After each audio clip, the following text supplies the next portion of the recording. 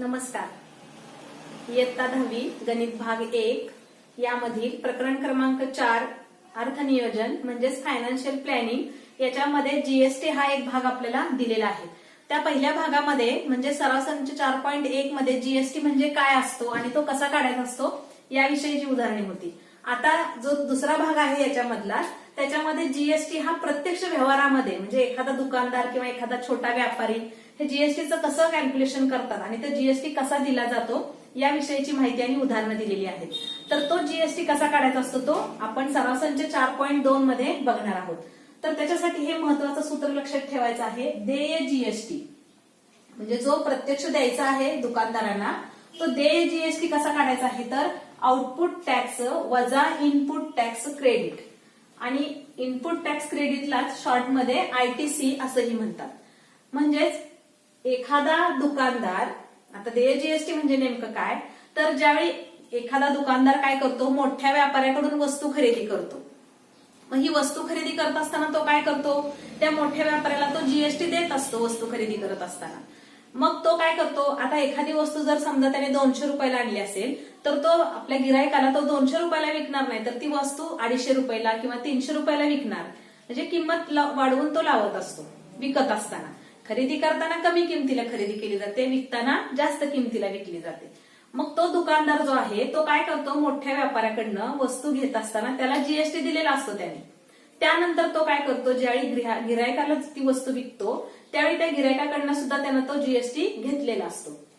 मग हे जे दोन जीएसटी आहेत ते नेमके कोणते आहेत तर जो खरेदीच्या वेळी जो जीएसटी घेतलेला असतो खरेदी करताना त्या जीएसटीला काय म्हणतात आयटीसी किंवा इनपुट टॅक्स क्रेडिट असं म्हणतात. म्हणजे मोठ्या व्यापाऱ्याकडनं ज्यावेळी तो वस्तू खरेदी करतो त्यावेळी जो तो जीएसटी देतो त्याला इनपुट टॅक्स क्रेडिट म्हणायचंय. आणि ज्यावेळी गिरायकाला वस्तू विकतो किंवा दुसऱ्या छोट्या व्यापाऱ्याला वस्तू विकतो त्यावेळी जो जीएसटी गोळा करतो त्याच्याकडून जो जीएसटी घेतो म्हणजे वस्तू विकताना जी जीएसटी घेतो तो त्या जीएसटी त्याला आउटपुट टॅक्स असं म्हणतात. वस्तू विकताना गोळा केलेला जो टॅक्स आहे at the time of sale त्या टॅक्सला काय म्हणायचं आहे आउटपुट टॅक्स. आणि वस्तू खरेदी करताना जो टॅक्स दिला जातो at the time of purchase त्याला म्हणायचं आहे आयटीसी किंवा इनपुट टॅक्स क्रेडिट. मग आता हा जो दुकानदार आहे त्याने काय केलेलं आहे की मोठ्या व्यापाऱ्याला अगोदरच जीएसटी दिलेला असतो त्याने आणि गिरायकाकडून सुद्धा त्यानं जीएसटी घेतलेला असतो. मग नेमका शासनाला त्यानं जीएसटी किती द्यायचा मग त्यासाठी देय जीएसटी हा भाग त्याच्यामध्ये आहे. मग देय जीएसटी म्हणजे काय तर देय जीएसटी म्हणजे आउटपुट टॅक्स वजा इनपुट टॅक्स क्रेडिट. त्याने गोळा केलेला टॅक्स वजा त्याने आधीच्या व्यापाऱ्याला दिलेला टॅक्स यांची वजाबाकी करायची. साधं सोपं आहे अगदी. त्याला काय म्हणायचं आहे देय जीएसटी की जो प्रत्यक्ष जीएसटी द्यावा लागेल. आता ह्या जीएसटी पुन्हा दोन भागामध्ये विभागला जातो आपल्याला माहिती आहे. एक असतो राज्य शासनासाठी ज्याला आपण एसजीएसटी म्हणतो आणि दुसरा असतो केंद्र शासनासाठी ज्याला आपण सीजीएसटी म्हणतो. तो पुन्हा त्याप्रमाणे विभागला जातो. परंतु मुख्य आपल्याला अगोदर काय काढायचं आहे तर देय जीएसटी काढायचं आहे. आणि त्याच्याशी संबंधित असलेली सराव संच 4.2 मधील काही उदाहरण आपण आता पाहणार आहोत. तर पहिलं उदाहरण इथं आहे बघा त्याच्यामधलं की नजमा खरेदीवरती 1,05,000 रुपये जीएसटी दिलेला आहे आणि विक्रीवरती 1,22,500 रुपये जीएसटी गोळा केलेला आहे. अगदी साधं सोपं उदाहरण दिलेलं आहे. एका व्यापाऱ्याने खरेदी करताना 1,05,000 रुपये जीएसटी दिलेला आहे आणि विक्री करताना 1,22,500 रुपये जीएसटी गोळा केलेला आहे. मग त्याला जीएसटी किती द्यावा लागेल किंवा त्याचा देय जीएसटी किती आहे ते काढायचं आहे. मग साधंच आहे. खरेदीच्या वेळी जो असतो त्याला आपण इनपुट टॅक्स क्रेडिट म्हणतो. तो किती आहे 1,05,000 रुपये आहे. हे रुपयाचं चिन्ह आहे हे सगळ्यांना माहिती असेल. र काढून त्यावरती आडवी रेघ दिली जाते. त्यानंतर विक्रीच्या वेळी त्याला म्हणजेच कुठला टॅक्स आहे तो आउटपुट टॅक्स आहे. विक्रीच्या वेळी जो टॅक्स आहे त्याला आउटपुट टॅक्स म्हणायचं. तो त्याला किती मिळालेला आहे 1,22,500 रुपये. मग आता त्याने 1,22,500 रुपये टॅक्स त्याला मिळालेला आहे परंतु त्याने त्यातला अगोदरच काय केला होता तर 1,05,000 रुपये भरलेला होता टॅक्स आणि म्हणून त्याला देय जीएसटी प्रत्यक्ष किती द्यावा लागेल तर देय जीएसटी बरोबर आउटपुट टॅक्स वजा आयटीसी बरोबर 1,22,500 वजा 1,05,000 ह्या टॅक्स मधून हा टॅक्स वजा करायचा आहे. उरला किती? 22,000 रुपये. म्हणजे त्या दुकानदाराला 22,000 रुपये टॅक्स हा शासनाला द्यावा लागणार आहे. असं साधं सोपं अगदी उदाहरण आहे. आता दुसरं एक उदाहरण बघूया. नजमा ही एक छोटी व्यापारी आहे. त्यांनी काय केलंय? खरेदीच्या वेळेला 12,500 रुपये जीएसटी दिला. वस्तू खरेदी करत असताना 12,500 रुपये जीएसटी दिलेला आहे आणि तीच वस्तू विकताना 14,750 रुपये जीएसटी गोळा केलाय. 14,750 रुपये जीएसटी गोळा केलेला आहे. मग आता त्यांना प्रत्यक्ष देय जीएसटी काढायचा आहे. मग आपला आता बघा, खरेदीच्या वेळी जो जीएसटी आहे, खरेदीच्या वेळेचा जो टॅक्स भरलेला आहे त्याला आपण काय म्हणणार आहे? आउटपुट टॅक्स, इनपुट टॅक्स म्हणणार आपण. खरेदीच्या वेळी जो दिलेला असतो तो इनपुट टॅक्स क्रेडिट, ज्याला आपण आयटीसी म्हणणार आहोत. तो किती आहे आयटीसी? तर 12,500 रुपये आहे. आणि विक्रीच्या वेळी गोळा केलेला आहे तो काय आहे? त्यांचा आउटपुट टॅक्स आहे. विक्रीच्या वेळी जो गोळा केलेला टॅक्स असतो त्याला आउटपुट टॅक्स म्हणतात.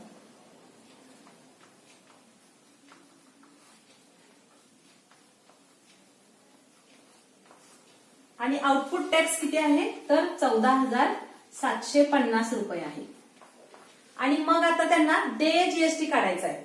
मग त्यांनी नजमाला देय जीएसटी किती आहे तो काढायचा आहे. त्यांनी अगोदर 12,500 वरच्या व्यापाऱ्याला दिलेलाच होता. गिरायकाकडनं घेताना त्यांनी 14,750 रुपये घेतलेले आहे. आता त्यांना प्रत्यक्ष देय जीएसटी काढायचा आहे. मग आपलं देय जीएसटी बरोबर काय सूत्र आहे? आउटपुट टॅक्स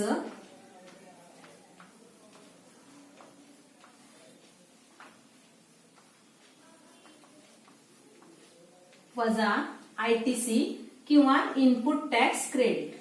मग आउटपुट टॅक्स किती आहे तो? 14,750 वजा दिलेला टॅक्स आहे 12,500.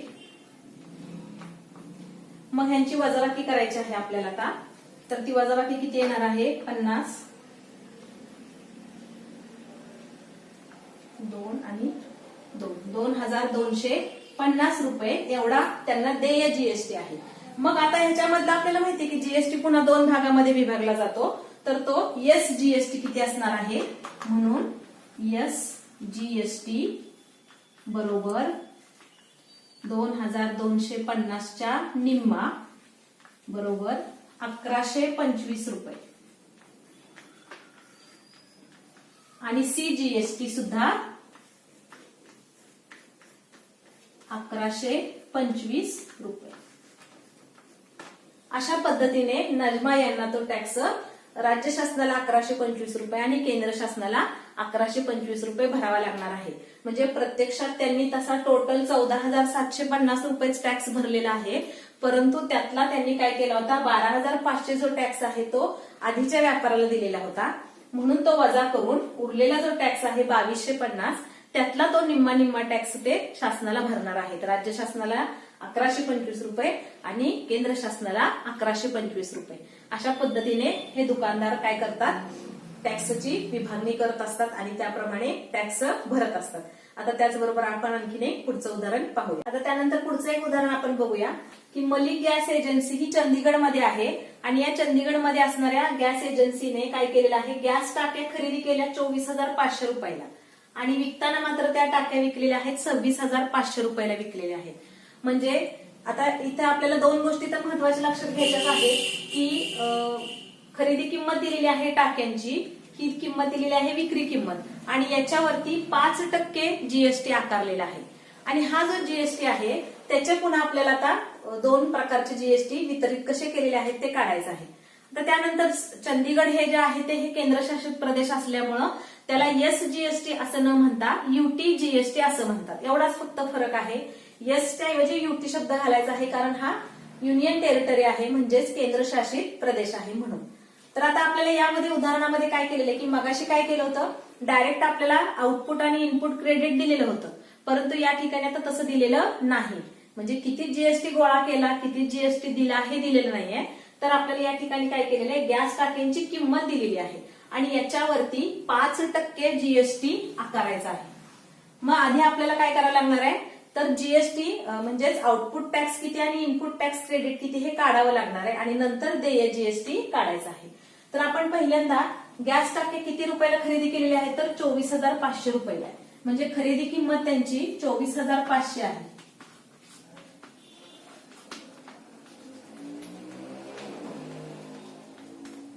मग 24,500 रुपयावरती त्या मलिक एजन्सीनं काय केलेलं आहे, 5% जीएसटी दिलेला आहे. आता मग त्यांनी तो दिला किती जीएसटी, म्हणजेच त्यांचं इनपुट टॅक्स क्रेडिट किती आहे ते आपल्याला काढायचं आहे. मग त्यासाठी 5% जीएसटी काढायचा आहे. मग काय करावं लागेल बघा, तर 24,000चे 5% काढावं लागेल आपल्याला. त्यालाच आपण काय म्हणतो, खरेदीवरती जो काढलेला असतो त्याला आपण इनपुट टॅक्स क्रेडिट म्हणतो किंवा आयटीसी म्हणतो.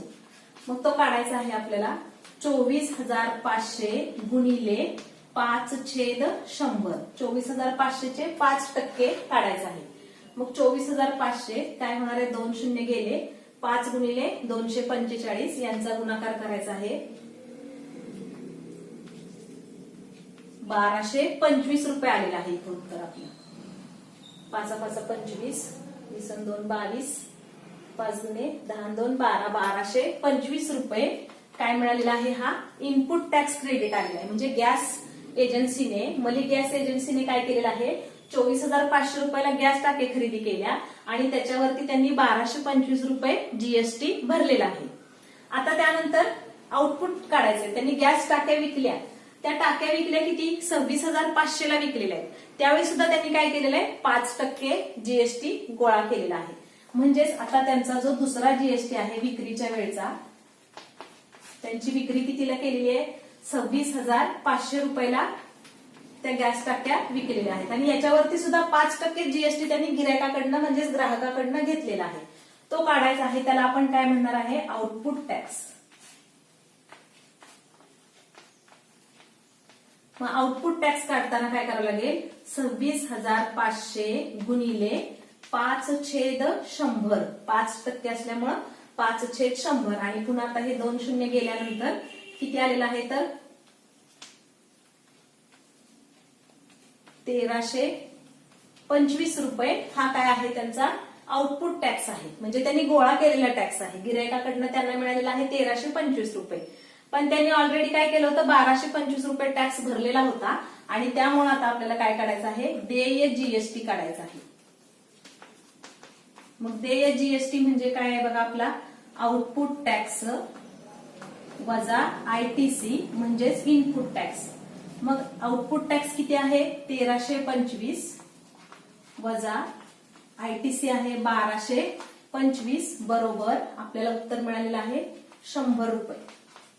म्हणजेच त्यांना 100 रुपये काय करावं लागणार आहे, खरा त्यांचा देय जीएसटी आहे 100 रुपये. आणि मग आता ह्याच्यामधलं आपल्याला माहितीये की सीजीएसटी म्हणजे केंद्र शासनाला किती जाणार आहे, सीजीएसटी 100च्या निम्म 50 आणि यूटीजीएसटी म्हणजेच केंद्रशासित प्रदेश असल्यामुळं यूटीजीएसटी सुद्धा किती जाणार आहे, 50 रुपये जाणार आहे. यूटीजीएसटी हा सुद्धा किती असणार आहे, 50 रुपये. अशा पद्धतीने आपल्याला सीजीएसटी आणि यूटीजीएसटी काढायला सांगितलेला होता. त्यानंतर आता म्हणजे याच्यामध्ये काय करायचं लक्षात आलं का, तर आपल्याला खरेदी किंमत दिलेली आहे, टॅक्स दिलेला नव्हता, तो 5% काढायचा होता. खरेदीच्या वेळी जो काढला तो आयटीसी, विक्रीच्या वेळी जो काढला तो 1,325 रुपये आउटपुट टॅक्स काढलेला आहे आणि त्यांची वजाबाकी 100 आलेली आहे आणि त्याचा निम्मा हिस्सा राज्य शासनाला आणि केंद्र शासनाला. पण आता हा यूटीजीएसटी केंद्रशासित प्रदेश असल्यामुळे अशा प्रकारे तो पुढे नेहमीप्रमाणे सोडवायचा आहे. त्यानंतर आता आणखीन एक उदाहरण आहे 5वं. ब्युटी प्रॉडक्ट खरेदी केलेली आहे, 6,000 रुपये केलं, खरेदी करताना 6,000 रुपयाला केलं, त्याच्यावरती 18% टॅक्स दिलेला आहे आणि विक्री करताना 10,000 रुपयाला ती वस्तू विकली. म्हणजे 6,000 रुपयाला एक वस्तू खरेदी केली त्या पार्लरवाल्या ब्युटी पार्लरने. तिने काय केलं, 6,000 रुपयाला एक वस्तू खरेदी केली, त्याच्यावरती 18% जीएसटी दिला. त्यानंतर काय केलं तिनं, ती वस्तू गिरायकाला मात्र किती रुपयाला विकली, 10,000 रुपयाला विकली. आणि ह्या 10,000 रुपयावरती सुद्धा तिने काय केलंय, 18% टॅक्स घेतलेला आहे. मग आता आपल्याला त्यांनी टॅक्स दिला किती, घेतला किती आणि त्यांचा देय जीएसटी किती, म्हणजे आउटपुट टॅक्स किती, इनपुट टॅक्स किती आणि देय जीएसटी किती हे काढायचं आहे. मग याच्यामध्ये खरेदी किंमत किती आहे, 6,000 रुपये. तर त्याला आपण काय म्हणणार आहे, आयटीसी म्हणणार आहे, इनपुट टॅक्स क्रेडिट. इनपुट मग काय येणार आहे, 6,000 गुणिले 18/100, 1,080 रुपये काय झालेला आहे, जीएसटी त्यांनी भरलेला आहे अगोदर खरेदी करताना वस्तू. आता गिरायकाकडनं त्यांनी कितीला घेतला बघा, त्याला आपण काय म्हणणार आहे, आउटपुट टॅक्स. आउटपुट टॅक्स कितीवर काढायचा आहे, 10,000 रुपयावरती. 10,000 गुणिले 18/100, कारण हा सुद्धा 18%च आहे. 18% याचा अर्थ 100ला 18. मग ह्यांचा गुणाकार केल्यानंतर आपल्याला मिळालेला आहे 1,800 रुपये. म्हणजे त्या ब्युटी पार्लरने काय केलेलं आहे, 1,080 रुपये टॅक्स अगोदर दिलेलाच आहे मोठ्या व्यापाऱ्याला आणि गिरायकाकडनं त्यांनी 1,800 रुपये टॅक्स गोळा केलेला आहे. मग आता त्यांना किती टॅक्स मिळाला, तो देय जीएसटी आपल्याला काढायचा आहे. मग देय जीएसटी बरोबर आउटपुट टॅक्स वजा इनपुट टॅक्स क्रेडिट म्हणजेच आयटीसी. मग तो किती आहे बघा, 1,800 रुपये वजा 1,080. आता ह्यांची आपल्याला वजाबाकी करायची आहे. तर ही वजाबाकी किती आलेली आहे, 720 रुपये.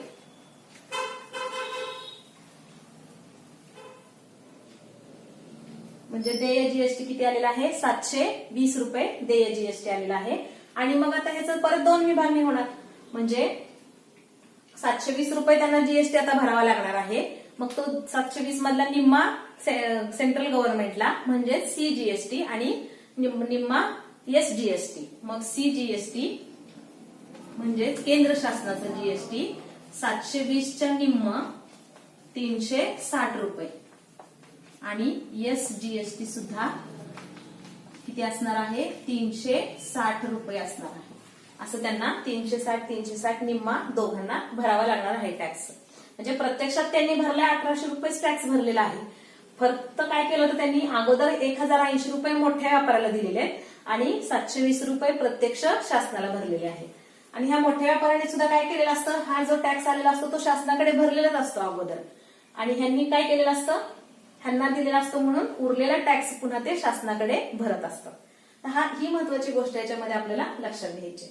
आता थोडंसं वेगळं उदाहरण एक बघणार आहोत आपण. वस्तू आणि सेवा करासह वॉकी टॉकी संच आहे.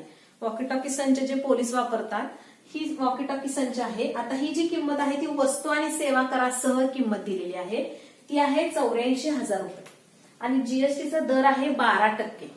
तर आता ह्याची आपल्याला प्रत्यक्ष जीएसटी किती होता, एसजीएसटी किती होता, सीजीएसटी किती होता आणि ह्याची करपात्र किंमत किती होती हे काढायचं आहे. तर आता थोडंसं इथे लक्षात घ्या की ही जी किंमत आहे 84,000 रुपये ही जीएसटी सह किंमत दिलेली आहे. म्हणजे त्या वॉकीटॉकीची किंमत अधिक त्याच्यावरती 12% जीएसटी आकारून त्या पूर्ण वॉकीटॉकीची किंमत झालेली आहे 84,000 रुपये. म्हणजे जसं इथं आपल्याला 6,000 माहिती होतं तसं इथं माहिती नाही. तर ते आपल्याला आता काढायचं आहे. म्हणून त्यासाठी आपल्याला आता थोडंसं जरा वेगळ्या पद्धतीने जावं लागेल. तर या ठिकाणी 2 किमती आहेत. एक आहे एकूण किंमत आणि दुसरी आहे करपात्र किंमत. ह्या 2 किमती वेगळ्या असतात, लक्षात घ्या. करपात्र किंमत म्हणजे त्या वस्तूची प्रत्यक्ष किंमत आणि त्याच्यावरती जीएसटी मिळवल्यानंतर होणारी किंमत असते ती एकूण किंमत. ती आपण मागच्या भागामध्ये बघितलेली 4.1 मध्ये तसं आहे. मग आता एकूण किंमत आपल्याला समजा आपण करपात्र किंमत जर 100 मानली, एखाद्या वस्तूची किंमत जर 100 रुपये असेल आणि त्याच्यावरती जीएसटी किती द्यावा लागणार आहे, 12% द्यावा लागणार आहे. म्हणजे त्या वस्तूची किंमत किती होणार बघा, 12% म्हणजे 100ला 12 अशा पद्धतीने. मग ती वस्तू म्हणजे वॉकी टाकी समजा 100 रुपयाला असती तर त्याच्यावरती 12 रुपये जीएसटी दिल्यानंतर त्या वस्तूची किंवा त्या वॉकी टॉकीची एकूण किंमत किती झाली असती? 112 रुपये झाली असती. म्हणजे हे 112 कुठून आले हे लक्षात यायला पाहिजे आपल्या, की करपात्र किंमत आपण 100 मानलेली आहे त्या वॉकी टॉकीची. जर असती तर 100 मानले आपण आणि त्यावरती 12% म्हणजे 100ला 12 रुपये म्हणून 100 मानलेला आहे. त्याच्यावरती 12 रुपये जीएसटी दिला तर त्याची एकूण किंमत होणार आहे 112 रुपये. पण आता प्रत्यक्ष एकूण किंमत किती आहे त्याची? 84,000 रुपये. ही मांडलेली किंमत आहे आपण आणि ही प्रत्यक्ष किंमत आहे. प्रत्यक्ष किंमत त्याची 84,000 रुपये आणि आपल्याला करपात्र किंमत काढायची आहे. आणि मग आता ही मांडणी करायची आहे या पद्धतीने बघा. आणि मग आपल्याला आता तिरकस गुणाकार करून x ची किंमत काढायची आहे. मग x गुणिले 112 बरोबर 100 गुणिले 84,000. त्यानंतर 112 आता भागिले होतील. x बरोबर 100 गुणिले 84,000 छेद 112. आणि आता ह्यांचा आपल्याला भागाकार करायचा आहे आणि उत्तर काढायचं आहे. इथे 7 आलेला आहे आणि इथं 6 आलेला आहे.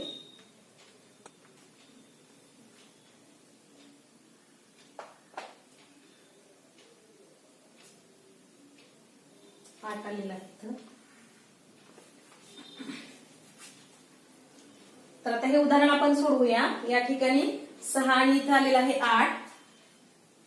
8 आलेलं आहे. आणि आता ह्याला भागाकार केल्यानंतर किती उत्तर येणार आहे ते काढूया आपण. तर 8 एके 8 आणि 100 गुणिले 8 ने भागल्यानंतर 8 7 56 4 उरले 8 पंचे 40 750. म्हणजेच यांचा गुणाकार केल्यानंतर आपल्याला उत्तर मिळणार आहे 75,000 रुपये. हे सोडवल्यानंतर बघा हा जो भाग आहे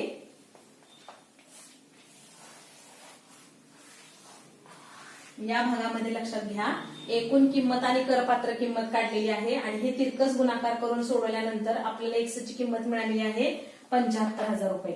म्हणजे ती वॉकी टॉकी जी होती तिची खरी छापील किंमत होती 75,000 रुपये आणि त्याच्यावरती 12% जीएसटी घेतल्यानंतर ती वॉकी टॉकी मिळालेली आहे 84,000 रुपयाला.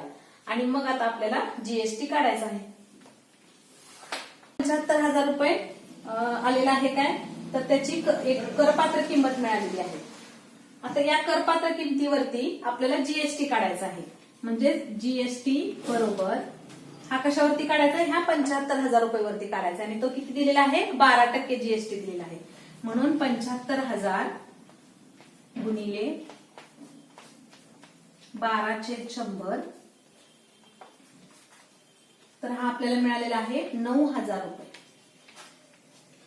एकूण जीएसटी मिळालेला आहे 9,000 रुपये. म्हणजेच 75,000 रुपयाची जी वॉकी टॉकी होती त्याच्यावरती 12% जीएसटी दिल्यानंतर झालेले आहेत 9,000 रुपये. असं जीएसटी दिल्यानंतर बघा मग 75,000 आणि 9,000 केले की 84,000 रुपये येते आपल्याला उत्तर. म्हणजे 84,000 मधून 75,000 जरी वजा केले तरी सुद्धा उत्तर मिळणार आहे 9,000 रुपये. म्हणजे त्या वॉकी टॉकीवरती जीएसटी दिलेला आहे 9,000 रुपये. आणि मग हा जो जीएसटी आहे तो केंद्र शासनासाठी किती दिलेला आहे? म्हणजे सीजीएसटी बरोबर 9,000 छेद 2 बरोबर 4,500 रुपये. हा केंद्र शासनाला गेलेला आहे आणि एवढाच जीएसटी राज्य शासनाला जाणार आहे. म्हणजे एसजीएसटी बरोबर 4,500 रुपये. अशा पद्धतीने काढायचं आहे. म्हणजे या 2 उदाहरणांमध्ये ह्या 3 उदाहरणांमध्ये काय केलं होतं आपल्याला तर ह्याच्यामध्ये आपल्याला किंमत दिली होती, खरेदी किंमत दिली होती आणि विक्री किंमत दिली होती आणि त्याच्यावरती जीएसटी काढायचा होता. म्हणजे आउटपुट टॅक्स क्रेडिट आणि इनपुट टॅक्स क्रेडिट काढायचं होतं. त्यानंतर जीएसटी काढायचा होता. या उदाहरणामध्ये पण सेम ही दोन्ही उदाहरणे एकसारखी आहेत. आणि ह्याच्यामध्ये मात्र काय फरक होता तर हा एवढा फरक होता की याच्यामध्ये आपल्याला प्रत्यक्ष खरेदी किंमत दिलेली नव्हती, फक्त विक्री किंमत दिलेली होती 84,000 आणि ती आपण काय केली त्याच्यावरून काढलेली आहे 75,000 रुपये. तर हा जो टप्पा आहे हा एवढा भाग या वॉकी टॉकीच्या गणितामधला आपल्याला लक्षात घ्यायचा आहे की काय काय वेळेला आपल्याला खरेदी किंमत न देता एकूण किंमत दिलेली असते. म्हणजे करपात्र किंमत दिलेली नसते तर त्यावेळी ती करपात्र किंमत काढण्यासाठी आपल्याला या पद्धतीचा वापर करायचा आहे हे लक्षात घ्या आणि त्याप्रमाणे ही उदाहरणे सोडवायची आहेत. अशाच प्रकारे आणखीन काही पुस्तकामध्ये जी उदाहरणे आहेत सोडवलेली असतील किंवा सराव संचामध्ये प्रश्न संचामध्ये आहेत ती उदाहरणे सोडवायची आहेत.